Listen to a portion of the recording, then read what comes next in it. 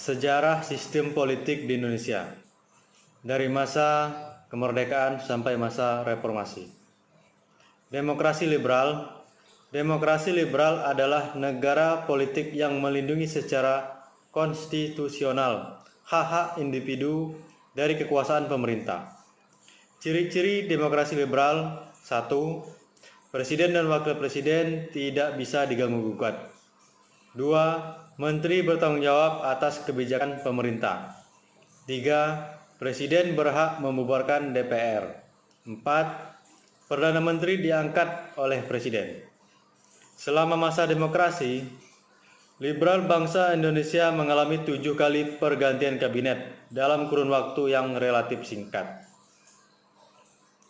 Selanjutnya, masa demokrasi terpimpin. Demokrasi terpimpin ditandai dengan lahirnya Dekret Presiden 5 Juli 1959. Gagasan ini diajukan oleh Ketua PNI Suwirjo dan Letnan Jenderal A.H. Nasution.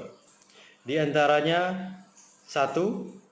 Tidak berlakunya Undang-Undang Dasar sementara 1950 dan berlakunya kembali Undang-Undang Dasar 1945. Pembubaran Badan Konstituante, pembubaran MPRS dan DPRS. Latar belakang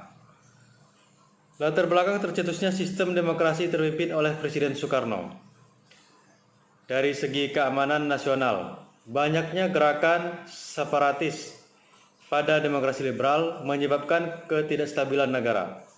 Dari segi perekonomian, sering terjadinya pergantian kabinet pada masa demokrasi liberal menyebabkan program-program yang dirancang oleh kabinet tidak dapat dijalankan secara utuh, sehingga pembangunan ekonomi tersendat. Dari segi politik, konstituante gagal dalam menyusun Undang-Undang Dasar baru untuk menggantikan Undang-Undang Dasar sementara 1950. Selanjutnya, kepemimpinan beralih ke Presiden Soeharto. Masa ini disebut Orde Baru.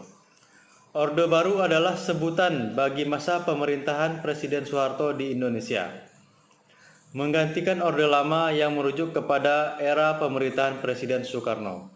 Orde Baru ingin menjalankan rakyat, bangsa, dan negara yang meletakkan kembali kepada pelaksanaan Pancasila dan Undang-Undang Dasar 1945 secara murni dan konsekuen, berlangsung dari tahun 1966 hingga tahun 1998.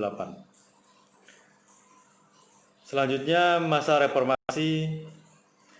Reformasi merupakan perubahan yang radikal dan menyeluruh untuk perubahan yang mendasar atas paradigma baru atau kerangka berpikir baru yang dijiwai oleh suatu pandangan keterbukaan dan transparansi merupakan tuntutan dalam era reformasi. Sekian dan terima kasih. Wassalamualaikum warahmatullahi wabarakatuh.